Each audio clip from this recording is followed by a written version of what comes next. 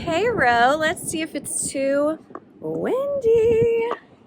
Do I look at you or do I look at You can look wherever you want, kid. Okay. Yeah, sometimes I like to, look at the peeps, let them know I'm seeing them. Cool. Okay, you ready for some questions? Let's do it. Let's do it. Okay, Ro.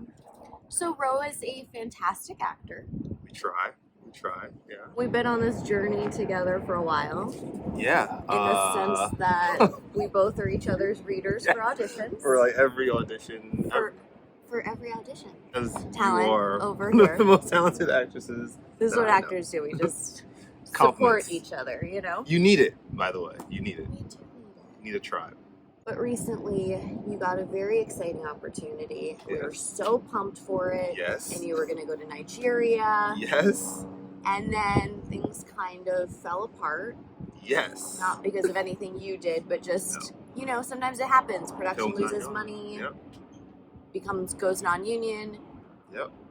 Hugely disappointing when we spend so much of our time fighting for opportunities. Or feeling like you finally don't need to fight because the opportunity's here and you get to do the thing you love to do. So you're at that moment and then it doesn't happen. Yeah. So that when you let your guard down, you're no longer fighting, and then you get hit with that unexpected sort of shot. I think it hits a little different. So how do you deal with that disappointment?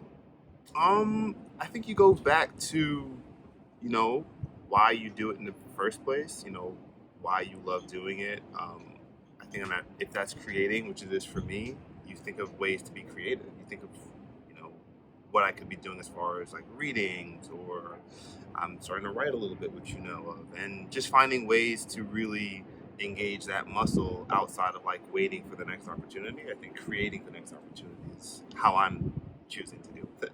No, it's so positive and I feel so healthy. Doesn't it take a second to get to that place where you can Definitely. be okay, I'm going to put my energy towards something positive? There's the initial shock. Initial disappointment. Huge, right? Heartbreak. And then soul crushing. And then you're left with, all right, I can stay in this space, which feels awful, which doesn't feel good, or I could figure out all the next things I need to be doing, which is either some cases prepare for another audition, or some cases that's going to be, all right, what did I have in the pipeline of my own sort of volition? What could I control? If that's writing a script or working on a series or whatever that is, get to doing that right away. Don't sit in that space of oh, why didn't this thing happen?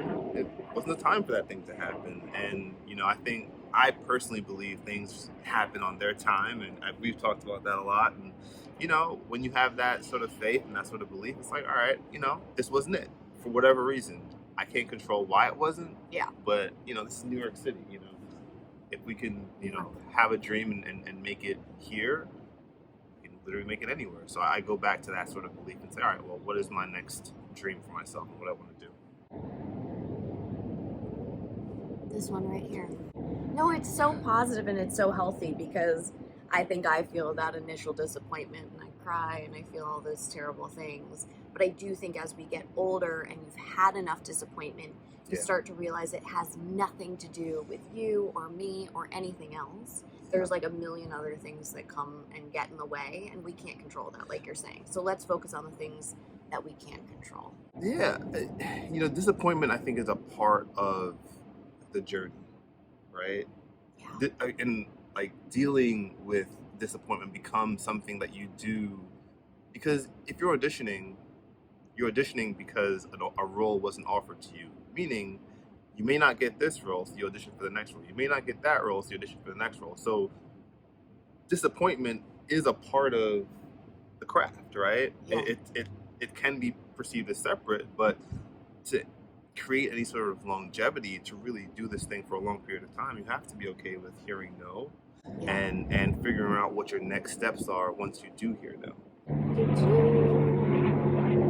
Yeah, I'm all right, we're definitely in a helicopter channel. It's We're in a flight. We're in a flight path, an immediate flight path. That's cool. Mm-hmm. So now, what I'm so curious about, the moment you get an audition appointment in your inbox, yes, what is your process? Call Kate. And what I think is interesting about you is when I think of your roles like Skeletor in the Purge, right? you don't only just prepare the emotional life, but you also go the extra step and really take care to make sure your physical presence is something that you can like walk in that character. Definitely. Building character from literally from the boots up, how that character walks, how he stands, how he moves, how he sounds, and aesthetically how he looks. You know, a lot of things, if I see myself in the mirror as I'm, you know, kind of working out a character, I can see things in myself that I don't believe are in this character. It could be teeth, it could be my smile, whatever it is. If it distracts me, I know it's not for that character. I think of ways to undo it. Okay. All right. So we had to come inside because the wind was getting to be a little aggressive. That it was. And I feel like we were missing all the wise words of Ro. Okay, we'll go with that. Wise. Yeah, right? Sure. Wise words. Okay. Hold on. She's a real journalist. Wait. Oh, okay. Okay. What is something that makes you feel vulnerable, anxious, afraid, whatever that means to you, but what is something at this point in your life that feels scary? Wasting time. Wasting time. Feeling like I'm not utilizing the time that I'm given because I don't know when that time ends. And I feel very uncomfortable leaving chips on the table, not using the time to the best of my ability, whether that be the art that I want to create, like writing the script, you know, acting in the films, leaving art that will outlive me, but then also like fostering the relationships that I want in my life, like making sure like my friendships are really strong and not like leaving that to chance that, oh, you know, I'll have time to do that when I'm more comfortable, you know. I think having the opportunity to say, look, no, this is what is important to me, and if it's important to me, it's important to me now. I don't know, you know, how much time I will be allotted, so I don't want to waste it. I don't want to be around people that don't inspire me. I don't want to do things that don't inspire me. And that's your friends, you know, my friends and family, but that's also like, you know, putting together a team of people around me that I feel will support whatever vision I have. Because I think your legacy is really going to be tied into how you treat people, you know, how you foster those relationships in terms of like utilizing the time you have to be impactful in other people's lives.